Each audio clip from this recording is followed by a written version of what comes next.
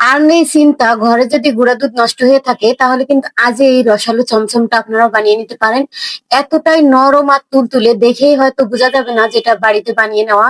খুব সহজ পদ্ধতিতে এই রেসিপিটা ফলো করলে আপনিও কিন্তু বানিয়ে নিতে পারবেন। নষ্ট হওয়া গুঁড়া দুধ আর ফেলে দিতে হবে না।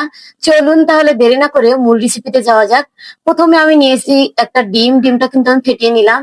1 কাপ পরিমাণে আমি গুঁড়া দুধ নিয়ে নিলাম, আর এই দুধটা কিন্তু নষ্ট হয়ে গেছিল, কারণ হাড় ঢোকার কারণে কিন্তু দুধটা একদম দলা পাকিয়ে গেছিল। এখন আমি সামান্য বেকিং পাউডার দিয়ে নিলাম, মেশানোর পরে দিয়ে দিচ্ছি এখানে ঘি।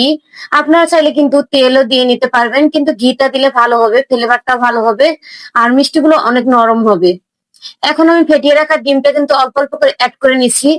যেহেতু আমার এখানে গুঁড়া দুধের পরিমাণটা একটু বেশি, তাই আমি কিন্তু একটা ডিম পুরোটাই দিয়ে নিয়েছি। এখন আমি এটা কিছুক্ষণ নরম করে মাখিয়ে রাখার পরে 10 মিনিট কিন্তু সাইডে রেখে দিয়েছিলাম। 10 মিনিট পরে কিন্তু একটু শক্ত হয়ে এসেছে। এখন আমি প্রত্যেকটা সাইজে একই সমান করে কিন্তু ভাগ করে নিছি। আর এই চমচম গুলো কিন্তু আমি একটু লম্বা লম্বা করে বানিয়ে নিব, আপনারা দেখে হয়তো বুঝতে পারতেছেন। খুব সহজে কিন্তু ঘরে এইভাবে নরম চমচম আপনারাও বানিয়ে নিতে পারেন। বিশ্বাস করেন, যদি গুঁড়ো দুধ কখনো নষ্ট হয়ে যায় তাহলে ঘরেই কিন্তু আপনারা এরকম করে চমচম বানিয়ে নিতে পারবেন। একবার এই রেসিপি ফলো করে বাসায় ট্রাই করে দেখবেন, আশা করি অনেক রেজাল্টটা ভালো হবে।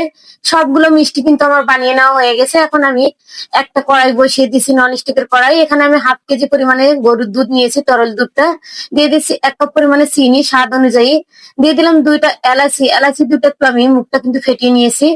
দুধটা কিন্তু 2-3 বার বলকিয়ে নিলেই হয়ে যাবে, এটা বেশি করে জাল করার দরকার নেই, কারণ ঘন হয়ে গেলে কিন্তু মিষ্টিতে দুধটা ভালোভাবে ঢুকবে না, আর মিষ্টিগুলো কিন্তু ফুলে টইটম্বুর হবে না। এখন ফুটন্ত দুধের মধ্যে কিন্তু আমি মিষ্টিগুলো দিয়ে নিলাম। দেওয়ার পরে কিন্তু এটা 15 মিনিট জাল করে নিলেই হয়ে যাবে।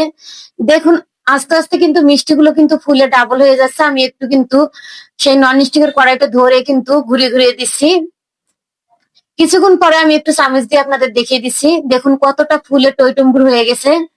ঢাকনা খুলে কিন্তু আমি আপনাদের দেখিয়ে দিচ্ছি। খুবই সহজ পদ্ধতিতে কিন্তু আপনিও চাইলে ঘরে এইভাবে চমচম গুলো বানিয়ে নিতে পারেন। এখন আমি এটা রেস্টে রেখে দিয়েছিলাম 2 ঘন্টার মতো। 2 ঘন্টা পরে দেখেন দুধটা কিন্তু একদম চুষে ফুলে টইটম্বুর হয়ে গেছে। মিষ্টিগুলো আমি একটা ছাঁকনিতে উঠিয়ে নিলাম। এখন আমি মিষ্টিগুলো একটু গুঁড়া দুধ আর হলো ঘি মিশিয়ে নিচ্ছি। গুঁড়া দুধ দিয়ে কিন্তু মিষ্টিগুলো একটু কোট করে নিব। বাইরে যখন আমরা দোকান থেকে কিন্তু কিনি তখন কিন্তু ইনস্ট্যান্ট মাওয়া দিয়ে তারা কোট করে রেখে দেয় চমচম গুলো। দেখুন কতটা ফুলে টইটম্বুর হয়ে গেছে কিন্তু মিষ্টিগুলো। আমার কাছে যেহেতু মাওয়াটা নেই, তাই কিন্তু আমি এখানে গুঁড়া দুধ দিয়ে কোট করে আপনাদের দেখিয়ে দিচ্ছি। এইভাবে বানিয়ে নিলে কিন্তু বাচ্চারাও খেতে অনেক পছন্দ করে, কারণ গুঁড়া দুধে অনেক মিষ্টি থাকে আর খেতেও কিন্তু হেলদি। খুবই সহজ ও মজার রেসিপি পেতে চাইলে আমার পেজ ও চ্যানেলটিকে ফলো করে রাখতে পারেন।